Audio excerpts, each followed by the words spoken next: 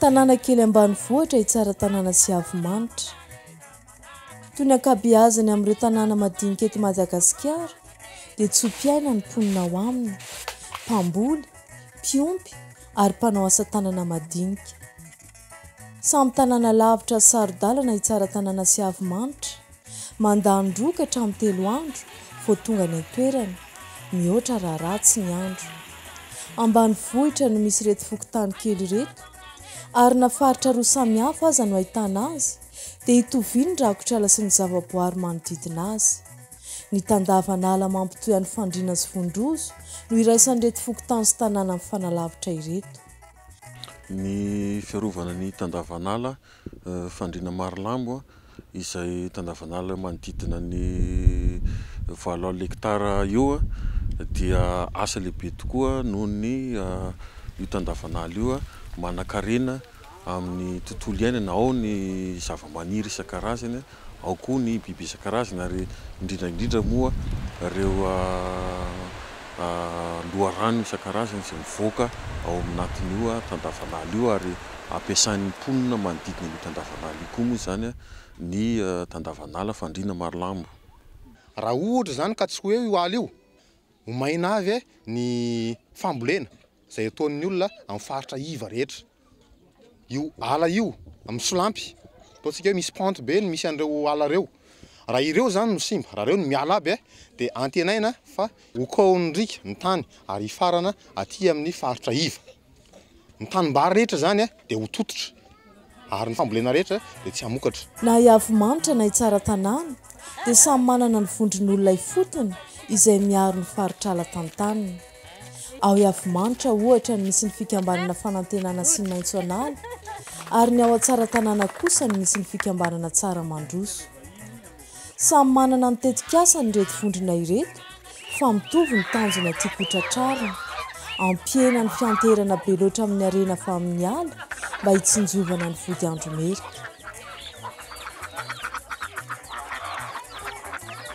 Laha ny arovana re zany gn'ala sisy fidira aminazy, ivarotoniky efa avelana ela be da nidiranay zany gn'asany fikambagna, fitiako hoe zavatry mahavelo.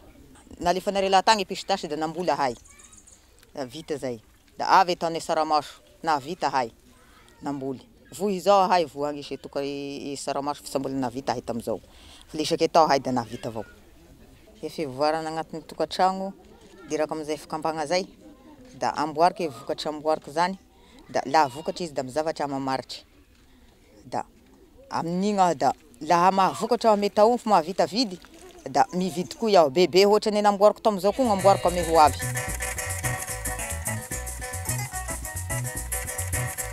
Betsaka ny tsindry miatra amin'ny ala, ao ny fanapahana ny hazo, ny fandoroana, ny fanaovana tavy sy ny famadihana ny faritra ala ho tany ho volena. Ao koa nefa ny fianterana amin'ny ala mba ahazahoana kitay sy arina. Ankoatr'izay dia tsapa fa ny tsy fisiana sy ny fahantrana dia manosika ny olona iantehatra bebe kokoa amin'ny vokatry ny ala. Kanefa tsy mamerina izany amin'ny laoniny mba ahafahany taranaka mandimby hisitraka izany.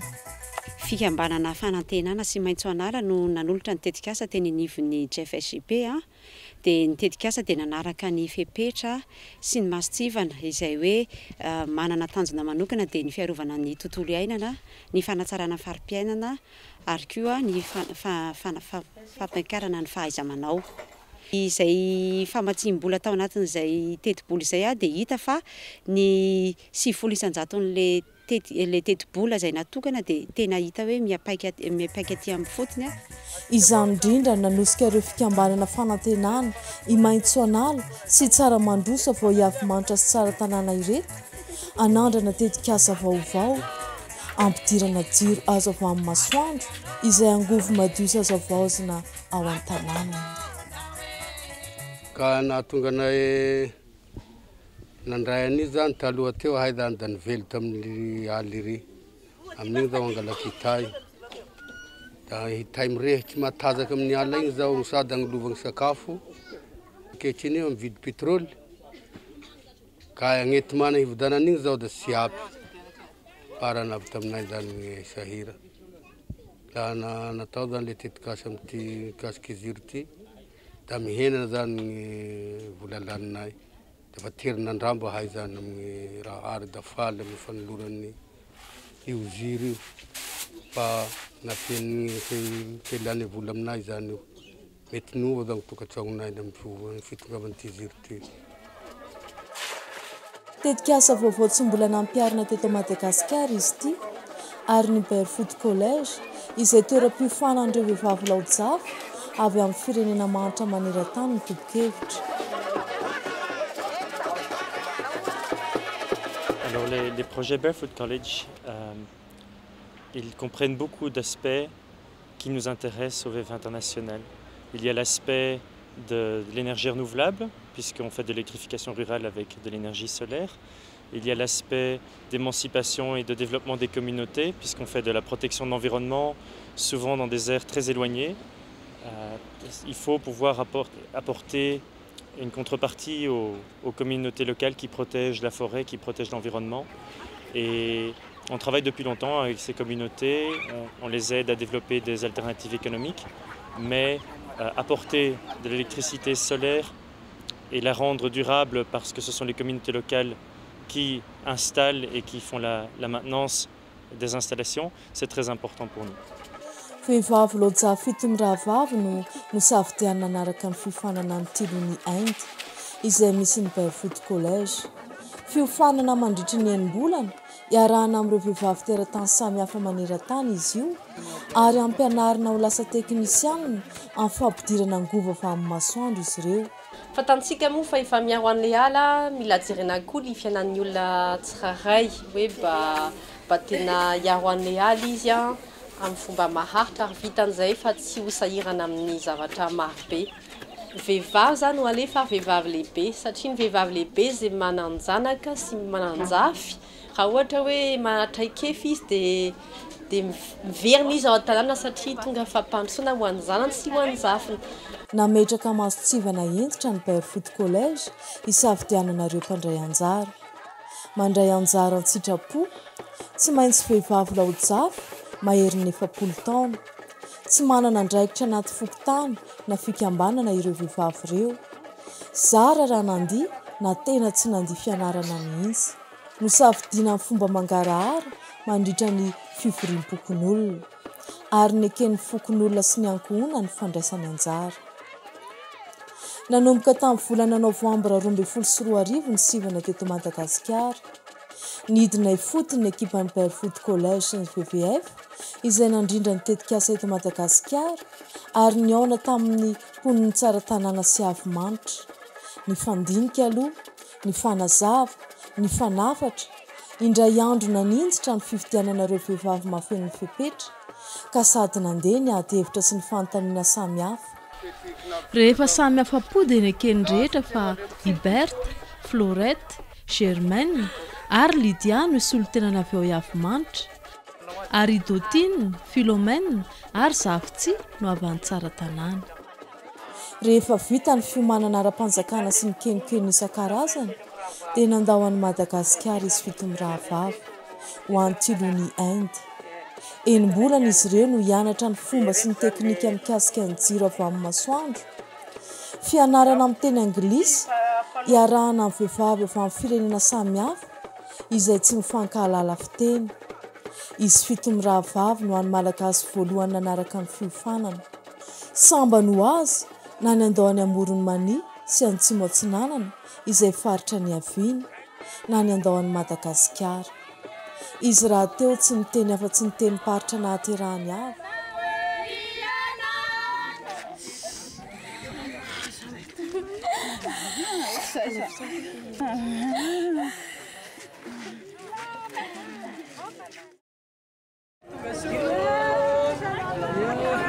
Ny volana Aogositra 2024 izy ireo no tafody teto Madagasikara.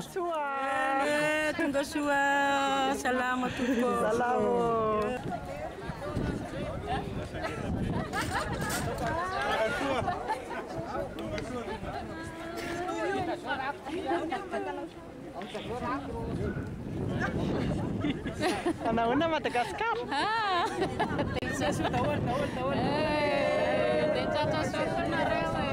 Na zava-misy taminay amin'ny apokamba io satria izy nazoto handeha fokony ampikamba zany vognony hanaogny agnaty teraky zay zavatry nitovisa zany lefa nandeha re zaho da nanao amle tetikasasa tatoa hay hanao an'le bureau zany da pahavindreo lahategna zaho de fa vita zany le bureau-ny ragnavavy fa tsy nisy olany mbola tsy nisy olany hatramizao.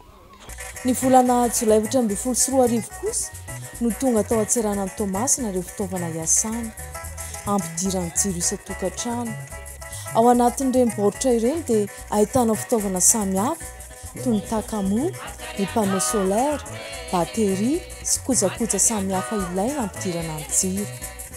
Rehefa natoby teto Antananarivo ny fitaovana dia afaka mitsinjaraina ho an'ny avimanitra sy tsara tanàna amin'izay.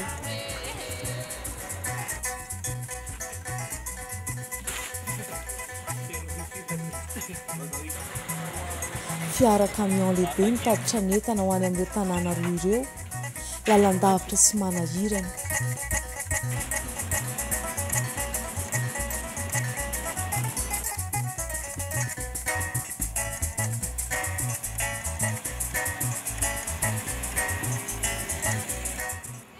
Raha itsara tanàna ohatra no resahana, manaraka ny lalam-pirenena fahafito amin'ny roapolo iny, mampitohy amin'ny farafangana sy Vondrozo.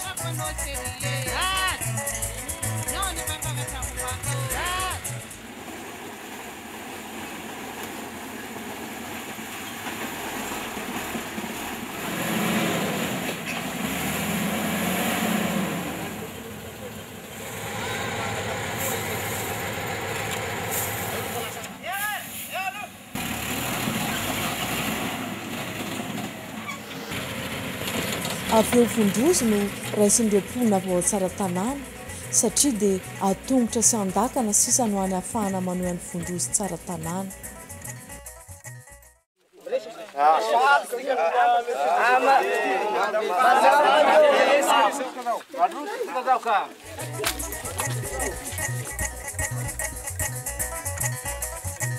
Mangiran-dratsy ny andro. Ny vatan-dehilahy sy ny zatovo ny karakara ny fitaterana ny entana, naka ny toromarika farany ary dia manainy. Efa lany zay e, lany nandiniasa antsika reto fitaovana reto. Zao tongeto izy, hitanareo maso reo. Tsy resadresaka fa hita maso. Lavitra koa nandehanan'ireo avy any ampitan-dranomasina any nanafarana azy. Mbola misy 20 kilometatra eo eo tonga ny Antsaratanà. Izay 20 kilometatra zay adiditsika zay. Dia tongotra mandalo tendrombohitra sy lohasaha.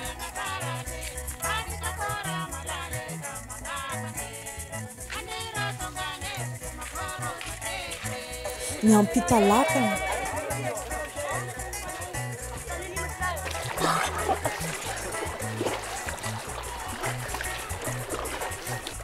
Dia manony dia tongotra indray.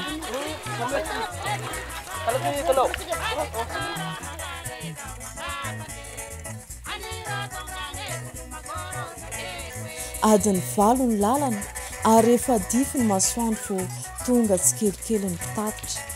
Arabain'ireo namana. Fety sy hafaliana ny ao an-tanàna fa tonga ireo fitaovana.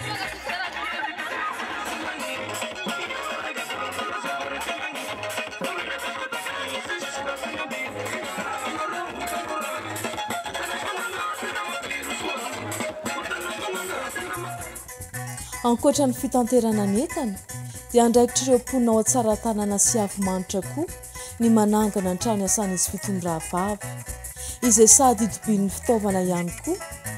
Ity zao ohatra ny tranona olony ao Antsaratanàna, izay ahitana ny braokelin'ny Philomène, Zavitsi ary Betine. Toy ny any Antsaratanàna dia efa vonona koa ny trano iasan'i Berthe, Florette, Lydia ary Germaine. Ary dia ao izy efatra amin'ny rahavavy no manamboatra ny fitaovana, manandrana sao misy tsy mandeha ary manamboatra raha misy tsy mety. Atsoana le onona zany dia tonga eo maka ny entana dia avy eo zay efatra amin'ny rahavavy mandeha amin'ny tokantrano tsirairay. Ny lalana dia ao ny sarotra be, malama, dia ny hamoraika sy vitandray andro ny nefa efa ezaka be. Lavitra ny toeram-ponenana ka nilana 2 volana teo no nampiditra ny jiro rehetra. 500 tafo ny ao Antsaran-tanàna ary 590 ny ao Iavy-manitra. Le fiovana tao amin'ny fianakaviana zany dia faly sy le fianakaviana satria mazava le tokantrano. Faly be le ankizy mianatra dia faly be io tena mazava le ziro. Mampiasa pétrole dia lasa mitangorona amin'le ziro le ankizy mianatra. Fa izao zany ziro raika ro mipetaka amin'ny efitra mazava aby ny rehetrarehetra dia tena faly be. Le fiovana aloha hitako amin'le fandaniana dia mba miova, tena miova. Satria sy mandany vola koa amin'le sasy zany fa mba ao amin'le herinaratra zany ro handefatrana le tele. Tsy maty ziro anay mialina, ohatrany hoe mpandrary mandrary izay moa ety ambanivohitra izay. Ireo izay nisoratra anarana fa haka jiro dia afaka ny safidy na haka jiro iray na 2 na 3 araka izay haben'ny trano sy ny fahafahany. Io vola io dia sady entina mamatsy ny fanavaozana fitaovana rehefa avy ny andro ilana izany, ary koa hikaramana azy fitomirahavavy izay lasa piasa raikitra amin'ny fokotany misy azy. Dia saramaso angamba aloha ro hatao? Tsy magnino rainy fa vokatra maharitra rainy ka tena mety mihitsiny ianao. Hatreo dia niova ny fiainam-ponina satria nanjary nanana jiro izy ampiasaina ary nampihiratra ny andavanandro izany. Dia mba miroso zany anay amin'izao mampiditra le ziro satria ohatra hisy tombontsoa anay zany le ziro amin'le fokontany Iavy-manitra. Dia amin'izao zany anay satria tamin'ilay mampiasa pétrole zany rehefa manomboka hariva zany le andro tsy maintsy mikatona aby le trano. Anao mampiasa ana kitay amin'le fandrahoana dia tsy maintsy mikatona an-trano satria maty le ziro zany dia maizina ny trano. Nefa amin'izao amin'le misy an'le efa mahazo an'le glaoby sy ny ampoule zany anay amin'izao dia tena milamina satria navoa zany le trano sy atahorana ho maty le ziro. Dia ohatra izay koa ny globe tony zany azo ampiasana tony zany rehefa misy dia ilana azy ohatra maisiny ny volana misy ny ho any tokotany dia azo apetraka fotsiny andavarangana dia mazava aby tokotany rehetra iny dia tsy misy ohatra manahirana zany dia ohatra ny ho amin'ny alina. Azo ferina manao asa tagnana nakeny ivelany aza le ziro dia azo anaovana asa tagnana any ivelany ohatra sahala amin'ny mpandrafitra sy visy